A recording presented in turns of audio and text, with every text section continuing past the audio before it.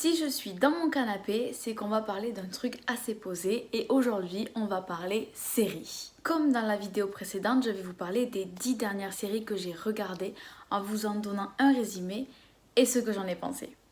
La première que je vais vous présenter aujourd'hui, c'est la dernière saison de Chilling Adventures of Sabrina. C'est une série que j'ai adorée lors de ses débuts, mais là honnêtement, je pense que comme beaucoup de séries, elle commence à s'essouffler. Je ne sais pas si cette saison était la dernière ou pas, mais si c'est le cas, c'est une fin qui se veut plausible. Et comme je vous le disais, je pense que cette série touche à sa fin. Je ne vous ai même pas fait de pitch, mais pour ceux qui ne la connaissent pas, c'est une série qui parle de Sabrina, une jeune humaine qui se rend compte qu'elle est sorcière et donc elle va vivre un peu à cheval dans les deux mondes, le monde humain, le monde classique et le monde des sorciers avec tout ce qui va avec. Ensuite, j'ai regardé la série Cheer. C'est une série documentaire qui se trouve sur Netflix et qui parle du cheerleading aux États-Unis. Le cheerleading, pour ceux qui ne connaissent pas, c'est assez différent de ce qu'on appelle les pompons girls, et les cheerleaders, c'est pas exactement la même chose. Parce qu'en plus d'être des danseuses, les cheerleaders font des cascades, des acrobaties qui ne se font pas avec des pompons. Mais je vous laisse regarder la série si vous avez besoin de plus d'informations puisque tout est expliqué en détail dans les premiers épisodes de la série. Au cours de cette série, on est immiscé dans l'une des meilleures équipes de cheerleading du pays. On suit les entraînements de l'équipe, les entraînements des filles et des garçons, puisqu'il y a également des garçons dans l'équipe, jusqu'au jour du championnat. Alors on suit les entraînements, mais on suit également les histoires qui se déroulent au fur et à mesure entre les différents membres de l'équipe, les peines, les bonheurs, et les bons et les mauvais côtés du cheerleading et du travail en équipe. J'ai vraiment adoré cette série, j'ai été énormément prise par les épisodes, par les personnages, par l'histoire, j'ai tellement été prise dans l'histoire que lors du dernier épisode, j'ai tout simplement pleuré. Et pour terminer avec cette série, je vous la conseille énormément car je trouve aussi que c'est une très belle leçon de vie. J'ai ensuite regardé l'unique, la fameuse série Les Chroniques de Bridgerton. Je vous avoue que j'ai mis un peu de temps avant de la commencer avec certains a priori que j'avais vus sur les réseaux sociaux. Alors, le monde est partagé en deux pour cette série. La catégorie des gens qui l'adorent, la catégorie des gens qui la détestent. J'ai fait partie de cette deuxième catégorie pour passer dans la première. Je vous explique. Au début où j'ai commencé cette série, je n'ai vraiment pas aimé parce que pour moi, l'intrigue ne collait pas avec l'année dans laquelle se passait la série. Tout le côté potin, tout le côté, scandale, etc. Je sais que ça existait déjà à l'époque, mais pour moi, c'est un côté un peu gossip girl qui se retrouve plus dans les époques de maintenant plutôt que dans les années où se passe la série et où on est sur quelque chose d'un peu plus classe, on va dire.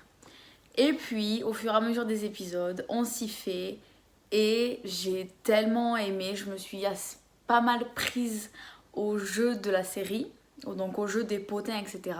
Si ce n'est que maintenant, j'ai hâte qu'il y ait une saison 2. Avec la prochaine série, je suis totalement retombée en enfance car j'ai regardé les épisodes disponibles sur Netflix de Bienvenue chez les Louds. Cette série, je vous avoue que je la regardais pas en étant petite, mais plutôt quand j'étais au lycée, le matin ou même le soir en rentrant sur Gulli.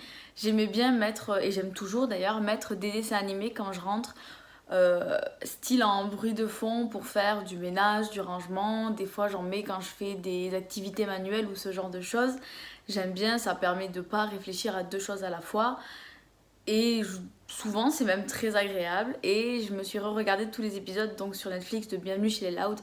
Et j'ai adoré, j'ai autant adoré qu'avant. J'ai même redécouvert des choses sur cette série et j'adore tout simplement. Et je suis sûre et certaine que si la plateforme propose les autres saisons de la série, je les regarderai sans hésiter. J'ai ensuite regardé la partie 3 de Désenchanté dès qu'elle est sortie sur la plateforme. Je n'attendais pas de suite pour cette série parce que c'est une série que je regarde, oui, mais pas le genre de série où j'attends avec impatience les prochains épisodes.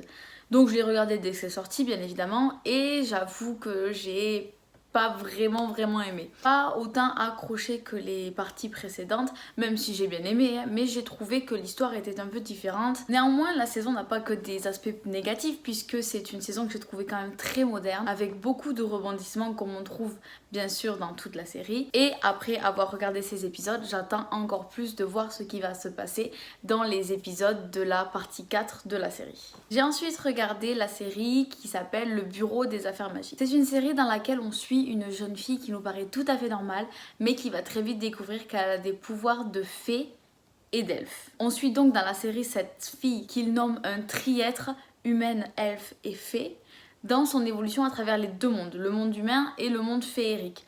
Un peu comme Sabrina, mais plus adaptée aux enfants, on va dire. C'est une série qui se regarde très facilement, qui est très rapide à regarder. Je l'ai finie en très peu de temps et je me suis pas mal prise dans l'intrigue, ce qui fait que maintenant j'ai hâte de voir la suite. Ensuite, c'est à la série Lupin que je me suis attaquée. Pareil, j'ai mis un peu de temps à la regarder quand elle est sortie parce qu'il y avait beaucoup d'avis qui divergeaient par rapport à cette série. Des personnes qui l'adoraient et des personnes qui la détestaient.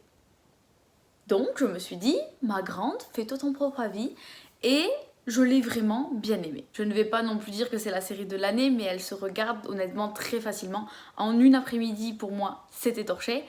Et je l'ai d'autant plus aimée que je connais les aventures du livre Arsène Lupin. Pour ceux qui n'ont pas vu la série est totalement différente du livre. C'est un peu une... comment vous dire ? Sans trop vous spoiler. Je ne vais pas vous en parler parce que j'ai trop peur de vous spoiler si vous ne voulez pas et vous voulez voir la série de vous-même. Mais connaissant les intrigues du livre que j'ai lu au collège, j'ai encore plus aimé les petites références de la série au livre et à tout ce qui l'entoure. Comme tous les ans, j'ai regardé la série Sam. Cette année, c'était la saison 5 et comme tous les ans, j'ai adoré. Et j'attends la suite avec impatience. De plus, j'ai trouvé cette saison un peu différente de celle des années précédentes car via les problèmes qu'elle aborde, je trouve qu'on est un peu moins centré sur les élèves et qu'on parle un peu plus des adultes et des problèmes que eux peuvent avoir en tant qu'enseignants, directeurs, femmes de directeurs, etc. etc. Mais attention, pour ceux qui aiment voir la vie au lycée, les élèves sont quand même le cœur de la série, on les délaisse pas du tout pour autant. Et comme je vous le disais en début, il me tarde de voir la suite car la fin de la série m'a laissé sur ma faim. Sans mauvais jeu de mots. Je me suis ensuite attaquée à la fameuse et l'unique série des Winx. Donc c'est Destin, la saga Winx. Si vous vous attendiez à voir une réplique exacte de la série des animés de votre enfance en film, vous allez être extrêmement déçus. Il manque des personnages, beaucoup de personnages. D'autres sont totalement changés via l'apparence ou le caractère. Il y en a même qui ont changé de nom. Et puis l'histoire, bah alors l'histoire n'est absolument pas la même. À part le fait que Bloom est une humaine qui rentre dans une école de fées, ça s'arrête là. Et qu'elles sont un groupe de quelques filles, puisqu'elles sont même pas le même nombre que dans le dessin animé, la ressemblance s'arrête là. Et l'école s'appelle Alphéa. Sinon, ce n'est absolument pas la même chose. Alors, passé ces quelques minutes de déception intense, je me suis dit que j'allais quand même ouvrir mon esprit et continuer à regarder les épisodes de la série. Et honnêtement, passer outre le fait que cette série n'est pas une adaptation pure et dure du dessin animé, la série est plutôt sympa. L'intrigue est un peu plus, disons, adulte et j'ai malgré tout bien aimé l'histoire. Et il me tarde de voir la suite parce que, oui, disons-le, la fin de la série nous laisse entendre qu'il y ait une suite et s'il n'y en a pas, là je serai encore plus déçue. Et pour terminer avec cette vidéo, la dernière série dont je vais vous parler est la série Anne with a I-E. Super accent. Cette série se passe au Canada où on suit une jeune orpheline qui s'appelle Anne, adoptée par un frère et une sœur pour les aider aux travaux de la ferme.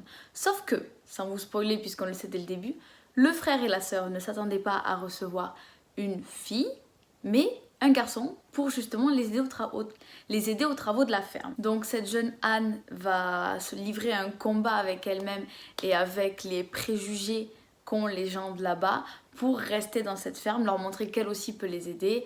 Et sans surprise, elle va rester, sinon il n'y aurait pas de série. On va donc suivre dans la série le quotidien et les péripéties de Anne et sa découverte et son adaptation avec son nouvel environnement. Et j'ai vraiment adoré. J'ai vraiment adoré cette série. Les paysages sont magnifiques, l'ambiance est totalement différente de ce que j'ai l'habitude de regarder et je veux regarder plus de séries comme ça. Et bien sûr le quotidien et les codes de cette série qui se passe dans les années 1890 et qui est totalement différent des codes et du quotidien que nous connaissons aujourd'hui. Je vous conseille cette série à 1000%. Des choses qui par exemple aujourd'hui nous paraissent acquises comme la liberté d'expression fait l'en-cas d'une grosse problématique et d'une grosse intrigue dans la série. Elle est top, vraiment elle est top et j'espère vraiment qu'il y a une suite parce que je veux continuer à la regarder. Voilà, je vous ai parlé de mes 10 dernières séries. J'espère que vous aurez aimé. Donnez-moi vos avis sur les séries si vous-même vous en avez regardé une que j'ai vue aussi. Et j'espère sinon que je vous aurai donné envie d'en regarder une ou deux si vous hésitiez. En tout cas, je vous dis à très vite dans une prochaine vidéo série. Babe, bibo, bu. Je suis une fougère.